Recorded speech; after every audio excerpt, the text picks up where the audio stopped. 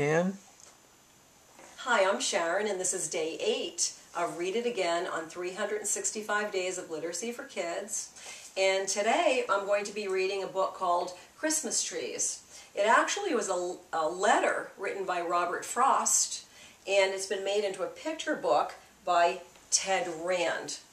This story, I'll give you a little background, is about a businessman who comes from the city, and he wants to buy up all the Christmas trees on a farmer's land. So we'll see what happens in this little story.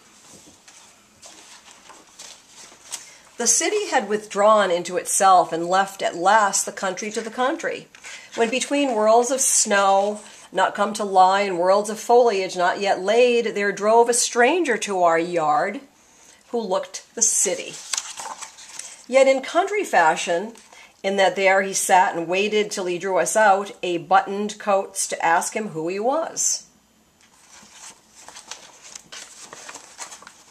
You can tell it's fall in this story. He proved to be the city come again to look for something it had left behind and could not do without and keep its Christmas. I wonder what that is. He asked if I would sell my Christmas trees, my woods, the young fir balsams, like a place where houses are all churches and have spires. See how the trees are compared to churches heading toward the sky?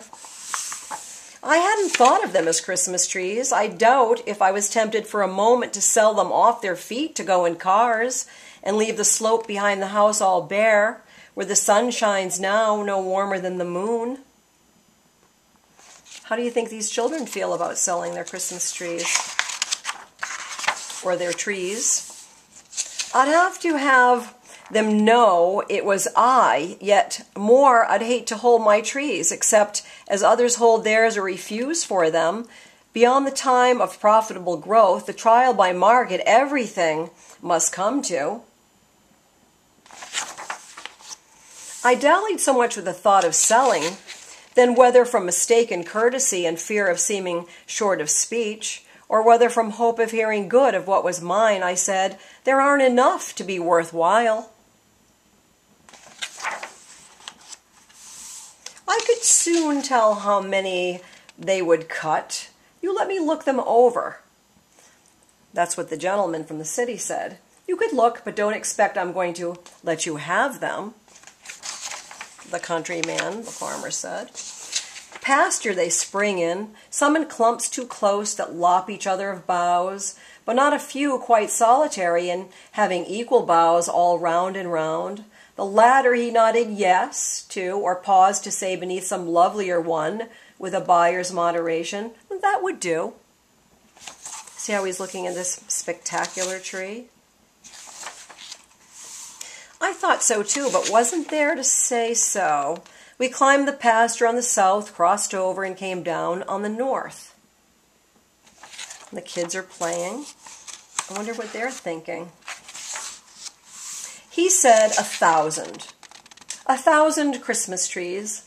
At what a piece? He felt some need of softening that to me. 1,000 trees would come to $30. Then I was certain I had never meant to let him have them, never show surprise, but $30 seemed so small beside the extent of pasture I should strip.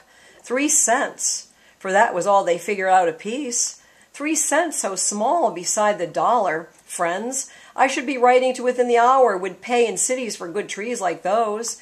Regular vestry trees, whole Sunday schools could hang enough to pick off enough.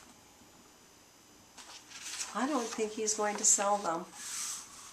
1,000 Christmas trees I didn't know I had, worth 3 cents more to give away than sell, as may be shown by a simple calculation. Too bad I couldn't lay one in a letter. I can't help wishing I could send you one, in wishing you herewith a Merry Christmas. So the farmer decided not to sell the Christmas trees. After all, what would you have done? Think about it. and I'll see you tomorrow. Bye-bye.